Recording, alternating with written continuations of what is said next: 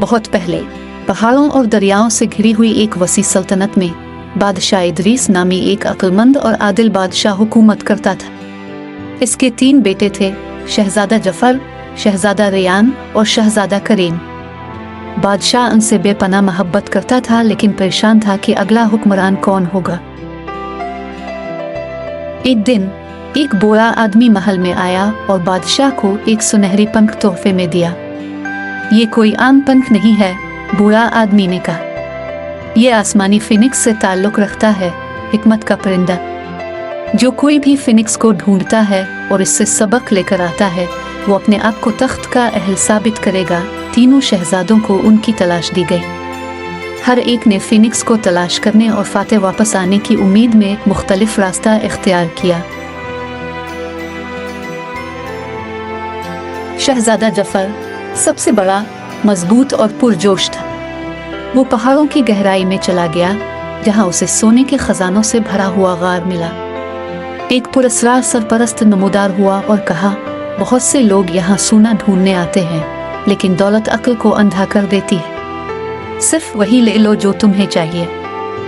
जफर ने हंसते हुए अपने थैले सोने से भर लिए, लेकिन जैसे ही वो चला गया, गार का दरवाजा गायब हो गया। सोना भारी जंजीरों में बदल गया, इसका वजन कम हो गया। इसे एहसास हुआ कि इसके लालच ने इसे फंसा लिया है, लेकिन बहुत देर हो चुकी थी। इसे फिनिक्स कभी नहीं मिला। शहजादा रेयान, दूसरा बेटा, होशियार लेकिन बेसब्र था। इसने गूंज की वादी का सफर किया, जहां हर तरफ से आवाजें सरगोशी करती थीं। मेरे पीछे चुल्लू, एक ने कहा। नहीं, इस तरह, एक और ने कहा। उलझन में रेयान रास्ते बदलता रहा। ये फैसला करने से कासिर था कि कौन सा सही है। आखिरकार उसने मायूस होकर हार मान ली। आवाजें मध्यम पड़ गईं और उसे एहसास हुआ कि फिनिक्स कभी जाहिर नहीं हुआ, क्योंकि इसके पास सुनने का सब्र नहीं था।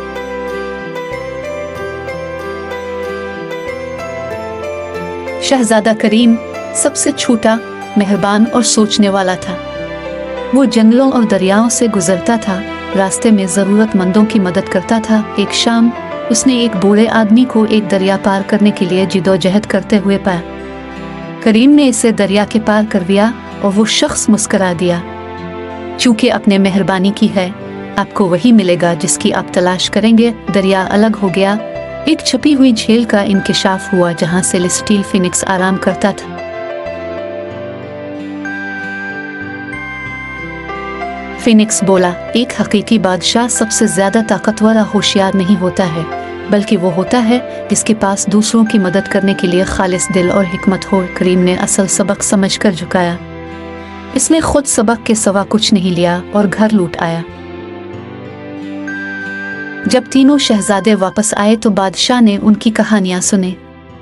जफर लालच में फंस चुका था, रेयान उलझन में गुम था, लेकिन करीम हिकमत और मेहरबानी के साथ वापस आया था। बादशाह ने ऐलान किया, एक हुक्मरान का असल इम्तिहान फिनिक्स को तलाश करने में नहीं है, बल्कि इसके सबक को समझने में। करीम अब मेरे वारिस होंगे, और इस तरह प्रिंस करीम जमीन का सबसे बड़ा बादशाह बन गया। कहानी का नतीजा, हिकमत, मेहरबानी और सब्र सिर्फ दौलत और जहानत से बढ़कर है।